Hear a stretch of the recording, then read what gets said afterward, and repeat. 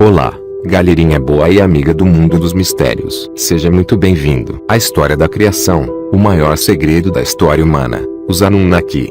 Antes de iniciarmos, se você for novo por aqui, que tal se inscrever em nosso canal e ativar as notificações? Somos buscadores de mistérios no YouTube Brasil. E para não perder nada, curta as nossas redes sociais, os links estarão na descrição do vídeo. Você já se perguntou, por que as escolas ensinam tão pouco, qualquer coisa, sobre a primeira civilização avançada do mundo? Especialmente porque introduziram tantas coisas que ainda usamos hoje. Porque o mistério em torno da Suméria, que estava na Mesopotâmia, no que é agora o Iraque moderno. Afinal, aqui está apenas um pouco do que eles nos deram. O calendário moderno baseado em ciclos lunares, o sistema de contagem de 60-12 usado para geometria e tempo de medição, roda, arado, sistemas de irrigação como diques e canais, veleiros.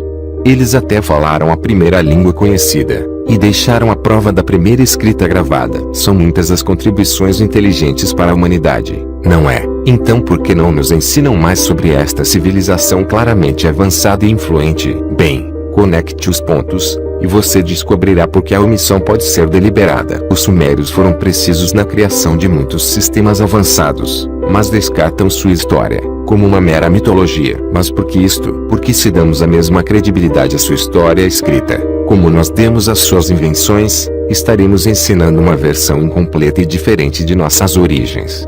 E estaríamos pensando muito mais sobre o que nosso futuro pode realizar. Então, deixe os arqueólogos continuarem a debater a história e a evolução do homem. Se você vai para a fonte, aqui está o que a primeira civilização que já pisou na história da Terra revelou sobre o nosso passado. As tábuas sumerianas. Em 1849, um arqueólogo britânico descobriu 14 tábuas de argila na Suméria. Até a data, estes são os escritos conhecidos mais antigos, e datam do século 24 a.C. Enquanto as histórias sobre eles compartilham muito do que outros escritos antigos dizem, eles colocaram uma nova rotação sobre os outros antigos textos sagrados. Você vê, enquanto eles se referem a um pai de todos os começos, ou algum tipo de ser supremo, as tábuas dizem que os criadores em Gênesis, o Jardim do Éden, Adão e Eva, estes deuses eram politeístas, seres de outro mundo, ou simplesmente de fora. Eram alienígenas. Todas as duas primeiras tábuas explicam quem eram e de onde eram. A tábua 3 conta dos 6 dias de criação da Terra. Mais tarde, eles explicam como a raça humana foi manipulada geneticamente por esses seres, e não evoluiu aleatoriamente. Até a tecnologia que os sumérios nos deram veio desses seres. Segundo as tábuas sumérias, há 445 mil anos atrás, os deuses criadores, como eles os chamam, vieram à Terra, e os únicos habitantes do planeta eram animais selvagens e não domesticados e ancestrais do homem. Eles foram chamados de Anunnaki,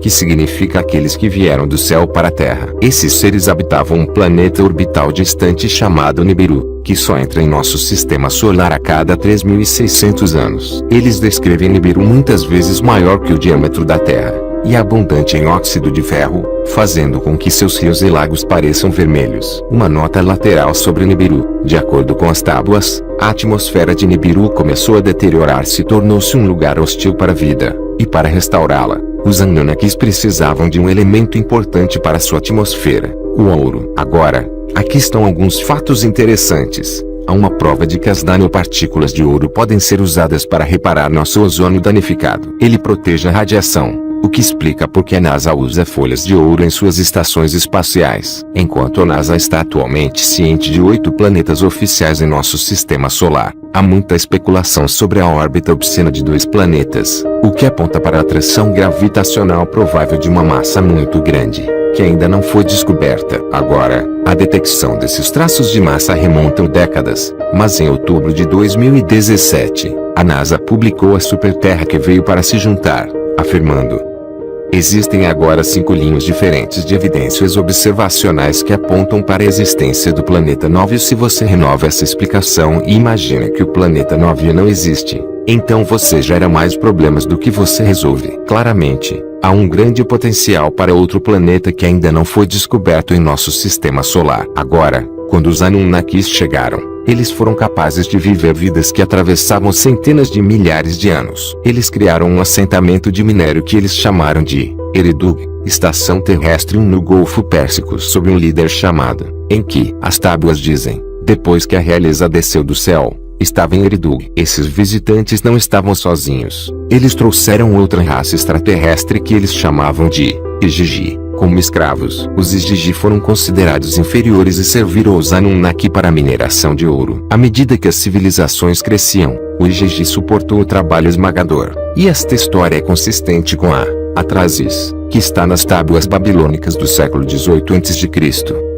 Quando os deuses, tipo o homem, colocaram o trabalho, colocaram a carga dos deuses era ótima. O trabalho pesado, o problema era excessivo. Os grandes Anunnaki fizeram o Igigi empreender ao trabalho. Depois de muitos séculos, os Igigi se rebelaram, acreditando erroneamente que poderiam superar seus mestres opressores. Sua derrota quase completa aniquilou a raça, deixando os Anunnaki sem sua força de trabalho. Incapaz de substituir o Igigi, o governante de Nibiru, Anu, ordenou ao seu filho Enki que fizesse uma engenharia genética para uma nova raça escrava o suficiente para realizar trabalhos complexos, mas ainda a ser subordinada aos Anunnaki. Seus experimentos são relatados em detalhes por Atrasis, e muitas criaturas únicas foram criadas. Enki finalmente cumpriu com sucesso seu objetivo e o resultado, um híbrido genético entre o homem das cavernas da Terra, Homo erectus, e os próprios Anunnaki. Esse híbrido que chamamos de Homo sapiens, as tábuas o chamavam de o primeiro homem, o Adamu. Em hebraico, Adão significa homem. Os Anunnaki colocaram o Homo sapiens para trabalhar nas minas e em outros lugares da Mesopotâmia. A palavra semítica avod, ou adoração,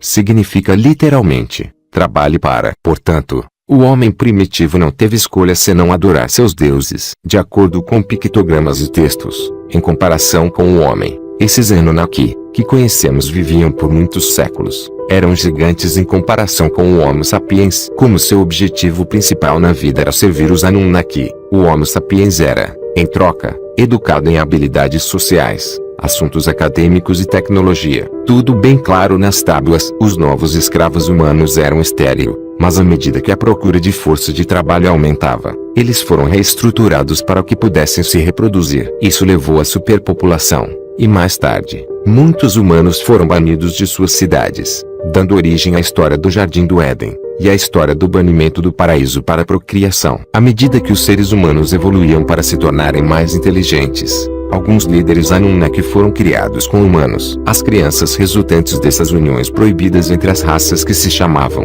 Nephilim, ou os gigantes da antiguidade. As tábuas dizem que essas práticas enfureceram Enlil, o líder naquela época, que também era o irmão de Enki.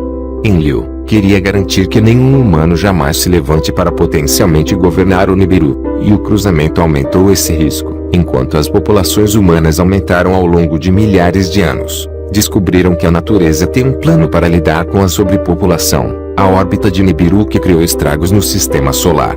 Mudanças da Terra. Nibiru também é chamado de Destruidor Nu, Cobrim, que é um evangelho antigo encontrado na Escócia, que foi omitido do texto bíblico, como os pergaminhos do Mar Morto. Os homens esquecem os dias do Destruidor. Apenas os sábios preveem onde foi, e quando retornará e o seu horário designado. O Destruidor é a cor brilhante e feroz e sempre em mudança. Era uma aparência instável, um feroz corpo de chamas. Embora afirmando que Nibiru geralmente passa sem causar danos, as tábuas descrevem um evento cataclísmico que ocorreu quando Nibiru se aproximou da Terra. Nós conhecemos isso como dilúvio, ou o Grande Dilúvio. Primeiro, manchas pretas apareceram na superfície do Sol. O campo magnético da Terra tornou-se mais fraco. As temperaturas subiram e as calotas começaram a derreter.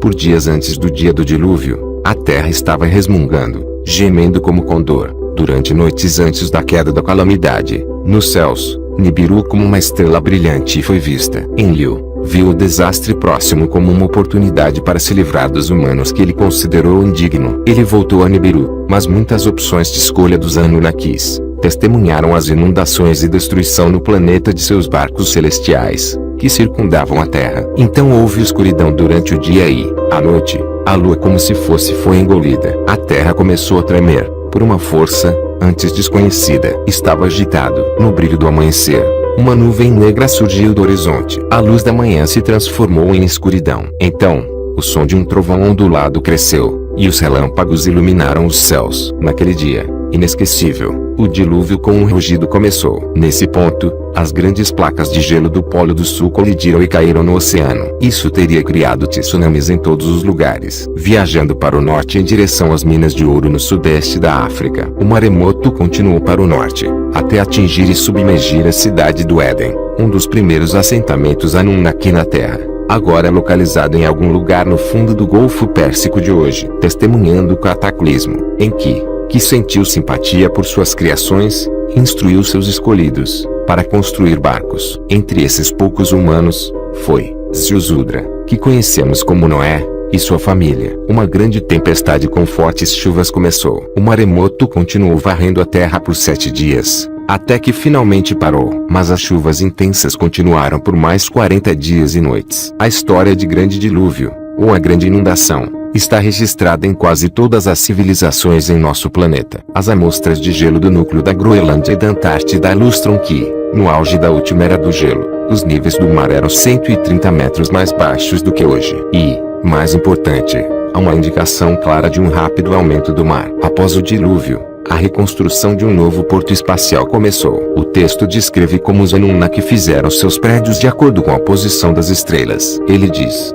"Deixe o coração da planície, os céus se refletem." Uma vez que, Enki, concordou, Enlil, dos céus das distâncias tomou medidas. De fato, as pirâmides, agora questionadas para ser muito mais antigas do que originalmente determinadas, e muitos outros monumentos antigos são, de fato, alinhados às estrelas. Quando os Anunnaki finalmente deixaram a Terra, sua influência atingiu todos os cantos do mundo, desde a Mesopotâmia até a Índia para a América do Sul. Antes de partir, eles dotaram a humanidade da civilização suméria, que era inexplicavelmente avançada para seu tempo, tendo feito uma aparência repentina como uma cultura madura e altamente organizada do nada. Os Anunnaki ensinaram aos sumérios seu modo de vida e estabeleceram monarcas. Agora, aqui é onde fica interessante. Os reis atuariam como seus emissários na Terra e governam as pessoas de acordo com princípios antigos. Sem conhecimento para o homem, as linhagens reais foram geneticamente manipuladas pelos Anunnaki. Isso,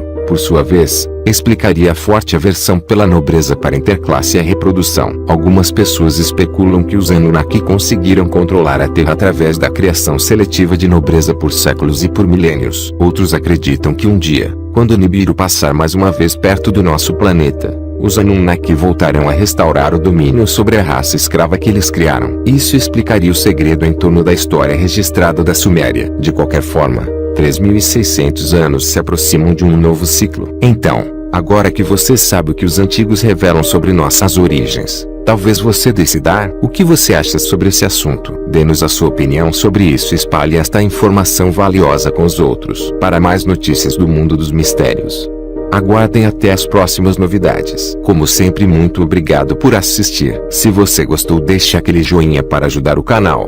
Compartilhe nas suas redes sociais. E se for novo por aqui, não esqueça de se inscrever.